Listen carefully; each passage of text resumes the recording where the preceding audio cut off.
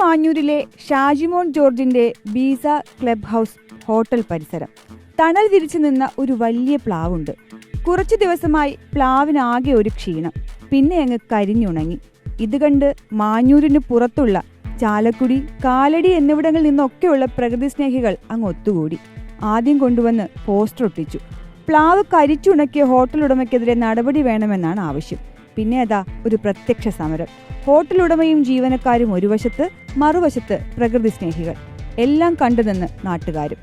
ഒന്ന് പറഞ്ഞു, രണ്ടു പറഞ്ഞു, പിന്നെ ഉന്തും തള്ളും തെറിവിളിയും. ആകെ കോലാഹലം. ആരൊക്കെ എന്തൊക്കെ പറഞ്ഞാലും ഹോട്ടലുടമ മനഃപൂർവ്വം കരിച്ചുണക്കിയതാണെന്ന നിലപാടിലാണ് പ്രകൃതി സ്നേഹികൾ. റവന്യൂ ഭൂമിയിലെ മരം ഹോട്ടൽ ബിസിനസിന് തടസ്സമായതുകൊണ്ട് ഹോട്ടലുടമ കൊലച്ചതി ചെയ്തെന്നാണ് പ്രകൃതി സ്നേഹികളുടെ വാദം. മാഞ്ഞൂരിൽ ബീസ എന്ന് പറയുന്ന ഒരു സ്ഥാപനമുണ്ട്. ആ സ്ഥാപനത്തിന്റെ മുന്നിൽ നിന്ന ഒരു മരം, ഒരു വലിയ പ്ലാവ് ഉണങ്ങിപ്പോയി. അത് ഉണക്കിയതാണ് എന്ന് തദ്ദേശവാസികൾക്ക് പരാതിയുണ്ട്. ഞാൻ അദ്ദേഹത്തിന്റെ പറമ്പിലേക്കോ ഒന്നും കയറിയില്ല. റോഡിൽ നിന്ന് എന്നെ ചാലക്കുടിയിൽ നിന്ന് ആരുടെയോ കാശും വാങ്ങി വന്നിരിക്കുകയാണ് നാണമില്ലാതെ എന്ന് പറഞ്ഞ് അധിക്ഷേപിച്ചുകൊണ്ട് അദ്ദേഹം മുട്ടുമടക്കി എൻ്റെ നെഞ്ചത്ത് വെച്ച് തള്ളി എന്നെ പുറത്താക്കി. ഈ റോഡിന്റെ ആ വൈറ്റ് ലൈനിന് വെളിയിൽ നിന്നാ മതി, ഇവിടേക്ക് കയറി വരരുത് എന്ന് പറയുകയും നിന്നെ ജീവനോടെ ചാലക്കുടിയിൽ എത്തിക്കില്ല എന്ന് പറയുകയും പരസ്യമായിട്ടാണ് ഇതൊക്കെ. നിങ്ങൾ എന്തിനാണ് വന്നത്? വരൂ, നമുക്ക് സംസാരിക്കാം എന്ന് പറഞ്ഞാൽ ഞങ്ങൾ ചെല്ലുമല്ലോ, സംസാരിക്കുമല്ലോ. ഞാൻ അങ്ങേരോട് പറഞ്ഞ നമുക്ക് അതിന് പകരം ഒരു പ്ലാവ് വയ്ക്കാം, നിങ്ങൾ സംരക്ഷിക്കണം എന്നാണ്. അദ്ദേഹം പറയുന്നത് ആ റോഡിന്റെ അങ്ങോട്ടുള്ള സ്ഥലം മുഴുവൻ അങ്ങേരുടേതാണ്, ഇവിടെ ഒന്നും നടക്കൂല, പോ എന്ന് പറഞ്ഞ് തള്ളി വിടുകയാണ്. തന്റെ ഹോട്ടലിന്റെ മുറ്റത്ത് തണൽ വിരിച്ചു നിന്ന ഈ വലിയ മരം കരിച്ചിട്ട് തനിക്ക് എന്ത് നേടാനെന്നാണ് ഹോട്ടൽ ഉടമയുടെ മറുചോദ്യം.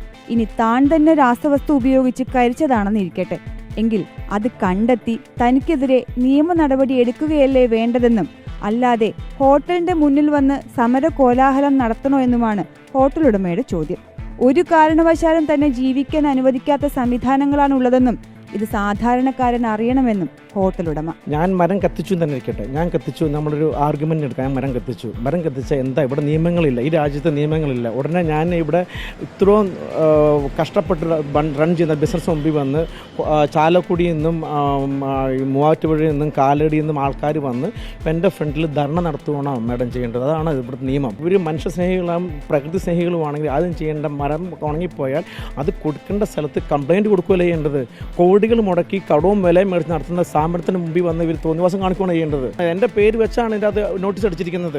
എൻ്റെ പേര്, ഞാൻ ഇതിനെ അനധികൃതമായിട്ട് നടത്തുമെന്നാണ് ഇവർ പറയണത്, ഈ സ്ഥാപനം. അങ്ങനെ വളരെ എന്നാ പറയുന്നത്, നമ്മളെ ഫോക്കസ് ടാർഗറ്റ് ചെയ്തുകൊണ്ട് എന്നെ കോർണർ ചെയ്തുകൊണ്ട് നടത്തുന്ന ആ പോസ്റ്റർ വായിച്ച് നോക്ക്. പോസ്റ്റർ കൃത്യമായിട്ട് എഴുതിയിട്ടുണ്ട് ഇത് കത്തിച്ചെന്ന്, ഞാൻ രാസവസ്തു ഉപയോഗിച്ച് കത്തിച്ചെന്ന്. എന്ത് അടിസ്ഥാനത്തിൽ ആ ലേഡിക്ക് ഇങ്ങനെ പറയുന്നത്? എന്ത് റൈറ്റ് ഉണ്ട് ആ ലേഡിക്ക് ഇങ്ങനെ പറയാൻ വേണ്ടിയിട്ട്? ആ ലേഡി പറഞ്ഞേക്കണത് അത് ഞാൻ ഈ സ്ഥാപനം നടത്തിയേക്കണം നിയമവിരുദ്ധമായിട്ടാണെങ്കിൽ ഇവിടെ ധർണ നടത്തുകയാണ് ചെയ്യേണ്ടത്. ഇവിടെ കോടതികളില്ലയോ? കോടികൾ ചെലവഴിച്ച് ഹോട്ടൽ പണിതപ്പോൾ പഞ്ചായത്തുകാർ കെട്ടിട നമ്പർ നൽകുന്നില്ല എന്നാരോപിച്ച് ഷാജിമോൻ നേരത്തെ പഞ്ചായത്ത് ഓഫീസിനു മുന്നിൽ കട്ടിലിൽ കിടന്ന് നിരാഹാര സമരം നടത്തിയത് വിവാദമായിരുന്നു. വീഡിയോ ജേർണലിസ്റ്റ് രഞ്ജിത്തിനൊപ്പം reporter PR Praveena, in reporter, Kottayam.